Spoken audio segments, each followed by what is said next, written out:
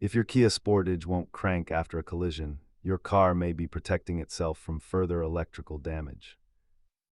Data shows that 80% of post-accident no-starts are caused by simple safety protocols rather than deep engine failure.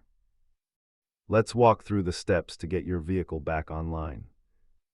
Start by checking the battery terminals, main ground straps, and the primary fuse box for any physical damage from the impact.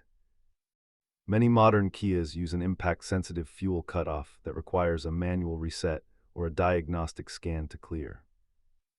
Also, look for severed wiring harnesses near the front bumper, as these sensors are vital for the engine's starting sequence.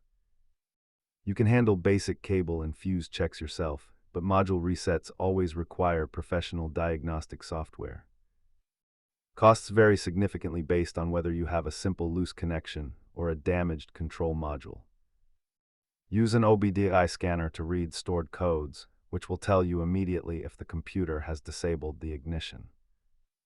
Keep a basic toolkit ready, focusing on a quality multimeter and a scanner capable of reading body control modules.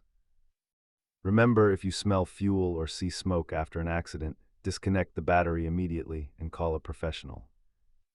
Check your connections and scan for codes, but don't hesitate to seek help if the electrical system remains locked.